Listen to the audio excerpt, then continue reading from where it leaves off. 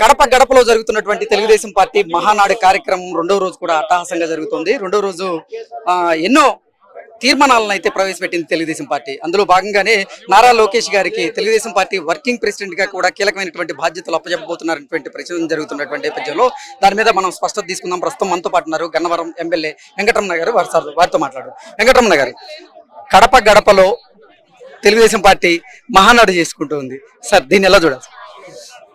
స్పష్టంగా చూడాల్సిన అవసరం ఉంది. కడపలో జరుగుతుంది, అన్ని సైడ్లు జరిగితే కడపలో జరుగుతుంది. బ్రహ్మాండమైన రెస్పాన్స్ ఉంది కడప గడపలో కూడా. తెలుగుదేశం పార్టీ మహానాడు తెలుగుదేశం పార్టీ కుటుంబ సభ్యులందరికీ పండుగ లాంటిది.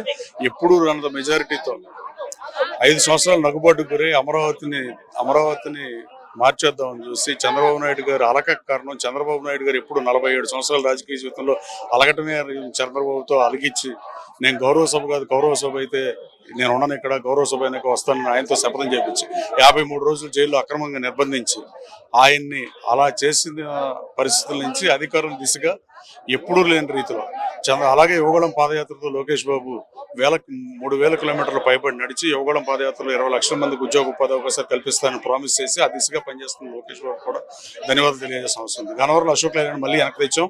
మంత్రి లోకేష్ బాబు చేతుల మీదుగా మార్చి 23 ఓపెనింగ్ కూడా జరిగిన పరిస్థితి.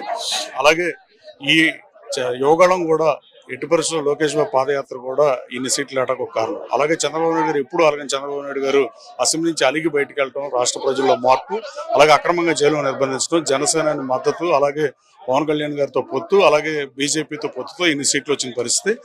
అమరావతి పట్టణం చంద్రబాబు పట్టాభిషేకం కోసం ఎదురు చూసిన పరిస్థితి. ఓకే, మహానాడులో తెలుగుదేశం పార్టీ ఎన్నో కీలకమైనటువంటి తీర్మానాలు చేసింది. ఈ రోజు లోకేష్ గారికి ఒక కీలకమైనటువంటి పదవి కూడా దక్కబోతున్నట్లుగా ప్రచారం జరుగుతుంది. తెలుగుదేశం పార్టీ వర్కింగ్ ప్రెసిడెంట్ గా తెలుగుదేశం పార్టీ నారా లోకేష్ గారిని ఎన్నుకోబోతున్నట్టుగా తెలుస్తుంది. దాని మీద ఏమంటారు సార్? అంటే జిల్లా పార్టీ తీర్మానం చేశారు. కృష్ణా జిల్లాలో కూడా తీర్మానం చేశాం మేము, గుంటూరు జిల్లాలో కూడా చేశారు. నరేంద్ర గారు ఇందాక వేదిక మీద చెప్పాడు. Let's see. డెఫినెట్ గా ఆయన పదవిలో ఉన్నా లేకపోయినా వర్కింగ్ ప్రెసిడెంట్ కన్నా ఎక్కువే పనిచేస్తున్నాడని నా భావన.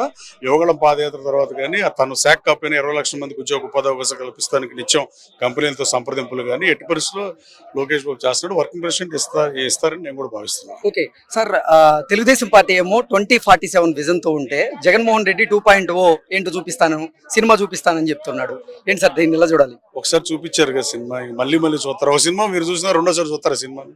నేనైనా మీరైనా సినిమా ఒకసారి చూస్తాం, రెండోసారి చూడం కదా. అదే సినిమా మళ్ళీ వెళ్తామా?